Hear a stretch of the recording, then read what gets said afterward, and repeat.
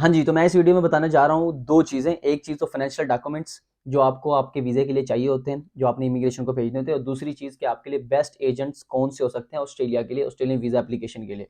ये दोनों चीज़ें मैं बताऊँगा, वीडियो आपने एंड तक देखनी है सारी। हेलो एवरीवन, नमस्ते, सत श्री अकाल, आदाबर्स है, hope you people are doing well and welcome back again. तो मेन टॉपिक पर मैं पहले आता हूँ, जो आपने फाइनेंशियल डॉक्यूमेंट्स और एजेंट के बारे में बात करनी है। लेकिन उससे पहले एक बड़े सारे मुझे मैसेज रिसीव हो रहे थे कि टोटल एक्सपेंसेस कितने आते हैं ऑस्ट्रेलियन वीजा के लिए। तो देखो, इंक्लूडिंग एवरीथिंग मैंने पहले एक एक्सप्लेन्ड वीडियो अब डाल दी है, लेकिन इंक्लूडिंग एवरीथिंग 20,000 ऑस्ट्रेलियन डॉलर्स लेके चलो, इतना खर्चा आपका अराउंड बाउंड होना ही होना है। ये सिर्फ ग्रेजुएशन मास्टर की स्टूडेंट्स हैं, जो इनको जो स्कॉलरशिप्स मिलती हैं वो 10%, 15%, 20% मिलती हैं। जो पीएचडी का स्टूडेंट होता है उसको 100% स्कॉलरशिप मिलने के चांसेस होते हैं। वो डायरेक्ट एडमिशन ऑफिस रब्ता करे ऑस्ट्रेलिया की किसी भी यूनिवर्सिटी के लिए। लेकिन जो ग्रेजुएशन और मास्टर के स्टूडेंट हैं उनके अराउंड जो खर्चा होने वाला है वो 20,000 ऑस्ट्रेलियन डॉलर होने वाला है। तो ये डिपेंड करता है, फीस ज़्यादा हो तो थोड़ा सा ज़्यादा कर लो, फीस आपकी अगर कम बन रही है, कोई अच्छी यूनिवर्सिटी मिल गई जिसमें फीस कम है तो आप कम लेके चलो, लेकिन अराउंड 20,000 रखो, ठीक है। अब आते हैं मेन पॉइंट की तरफ।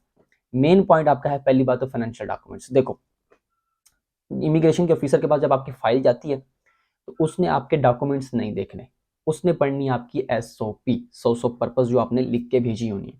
देखो, इतने सारे डॉक्यूमेंट्स होते हैं, वो हर डॉक्यूमेंट उठा उठा के नहीं देखेगा, ठीक है। उसने अपनी एसओपी पढ़नी है। एसओपी पे आपने लिखा होता है कि जी फलां डिग्री मैंने करी, ठीक है, डिग्री करी, चेक करा, डिग्री करी, डिग्री सर्टिफिकेट मौजूद है, एक्सपीरियंस ये वर्क करा है, एक्सपीरियंस लेटर है जब। और एसओपी में सबसे मेन पॉइंट जो होता है वो होता है आपका फाइनेंशियल बैकग्राउंड, कि जो बंदा आपको स्पॉन्सर कर रहा है उसके सोर्स ऑफ इनकम क्या है, उसके पास इतने पैसे हैं कि वो आपको स्पॉन्सर कर सकता है, ठीक है। अब आपकी जो बैंक स्टेटमेंट भी होती है वो इसी टॉपिक में फॉलो करती है। अपने बैंक स्टेटमेंट उतनी दिखानी होती है कि जितने पैसे आपको चाहिए एक साल ऑस्ट्रेलिया में रहने के लिए, लाइक आपके एजुकेशनल एक्सपेंसेस, लिविंग एक्सपेंसेस और food what ever travelling expenses जो आपके एक ऑस्ट्रेलिया में एक साल के लगने हैं ना एक्सपेक्टेड, वो उतने पैसे आपने अपने बैंक अकाउंट, स्पॉन्सर के बैंक अकाउंट में शो करने होते हैं कि देखो जी इतना फाइनेंशियल मेरे स्पॉन्सर के अकाउंट में पड़े हैं, मैं जा रहा हूँ तो पीछे से वो भेज सकते हैं, ठीक है। लेट्स सपोज आपका 50,000 ऑस्ट्रेलियन डॉलर पर पर ईयर आपका खर्चा आने वाला है ऑस्ट्रेलिया में, तो अकाउंट में 50,000 ऑस्ट्रेलियन डॉलर शो करने हैं। लेकिन सोर्स जो इनकम की हमने शो करनी है वो मोर देन 100,000, क्योंकि 50,000 तो वो आपको दे देगा, पिछले 50,000 उनके पास पड़े होने चाहिए कि नहीं होने चाहिए। अगर आप पूरा पूरा रखोगे कि सोर्स ऑफ इनकम जो है पूरी 50,000 है और 50,000 आपने शो कर दिया कि मेरे खर्चे होने वाले हैं ऑस्ट्रेलिया में, तो वो सारे ये दे देगा तो खुद क्या यहाँ पे कि छोले बेचेंगे।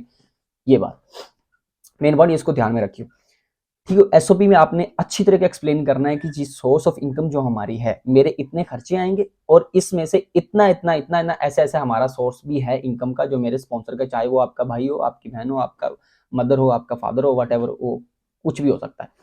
तो वो आपको इतनी उनकी सोर्स ऑफ इनकम है, ठीक है, इतने पैसे वो कमा रहे हैं, उसमें से इतने मुझे दे देंगे। ये आपने प्रॉपरली एक्सप्लेन करना है पहले एसओपी में, फिर वो फाइनेंशियल डॉक्यूमेंट्स पे जाएगा। फाइनेंशियल डॉक्यूमेंट्स होता क्या है?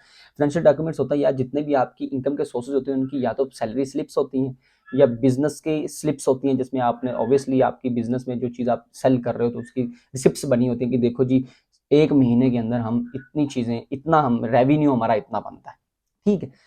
तो ये डॉक्यूमेंट्स जो होते हैं ये ऑफिशियली भी होते हैं, जैसे आपके स्पॉन्सर के नाम कोई ज़मीनें हैं, उसके नाम को बिजनेसेस हैं, उसके नाम कुछ भी शॉप्स हैं, तो वो सारी चीज़ें एक ऑफिशियल डॉक्यूमेंट्स बनते हैं।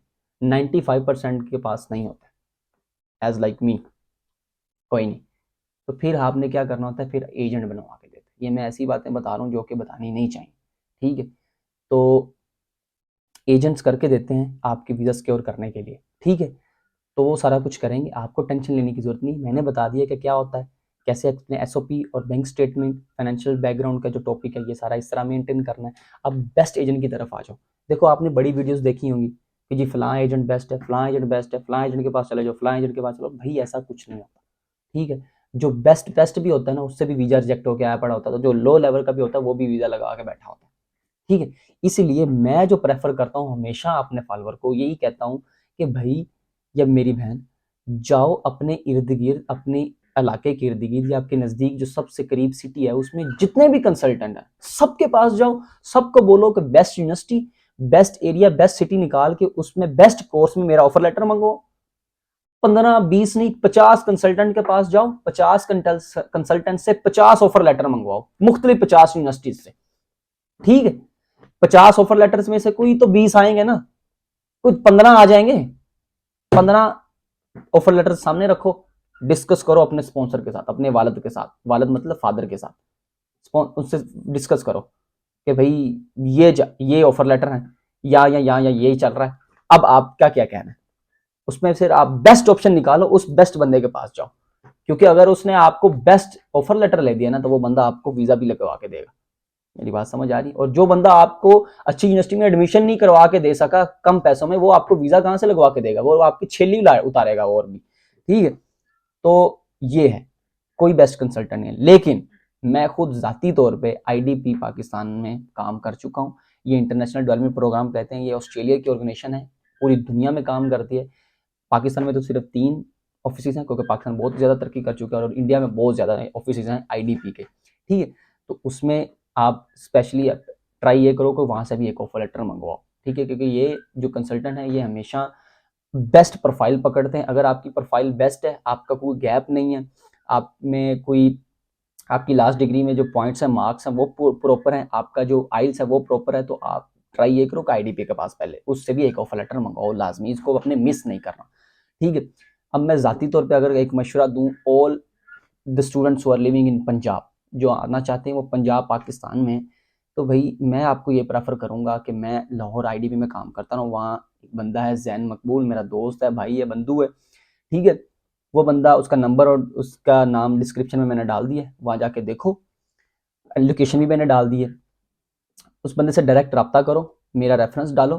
ठीक है, वो बंदे ने अगर आपका केस पकड़ लिया ना, मैं गारंटी देने को तैयार हूँ कि आपके वीज़ा चांसेस बहुत ज़्यादा है, बहुत ज़्यादा वीज़ा चांसेस है, क्योंकि वो बंदा पिछले कई सालों से, मैं कोई ऑर्गेनाइजेशन का नाम नहीं ले रहा, मैं सिर्फ जाती बंदे का नाम ले रहा, क्योंकि मेरा खुद का एक्सपीरियंस है सालों का उस बंदे के साथ। मैं पिछले 3-4 साल से उस बंदे के साथ जुड़ा हूँ, और जितने भी उसने वीज़ा फाइल करा ना, मेरे दोस्तों की, मेरे जानने वालों के, सबका वीज़ा लगा, एक का वीज़ा रिजेक्ट नहीं हो। उस बंदे के साथ रब्ता करो, वो बंदा अगर आपने उसने आपका प्रोफाइल पकड़ ली तो समझो आपके वीज़ा के चांसेस बहुत ज़्यादा है।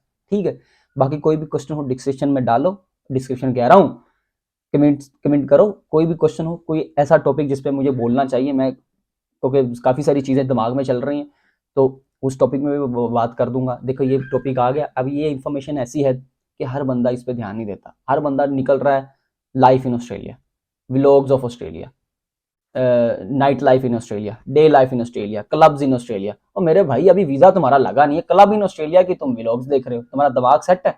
और मेरे भाई कुछ 4 बातें कोई समझने वाली समझ लो। तुम्हारा इतना बड़ा क्रिटिकल टाइम चल रहा है, वीज़ा तुम्हारा लगा हुआ है, फंसे हो, तुम्हें यूनिवर्सिटी का पता नहीं, सिटी का पता नहीं, कहाँ जाना है कहाँ नहीं जाना, तुम क्लब्स इन ऑस्ट्रेलिया पे देख रहे हो, लड़की किसी ने अपने अपने थंबनेल पे लड़की लगाई हुई है ऑस्ट्रेलिया का व्लॉग डाल के, भाग के मिलियंस व्यूज।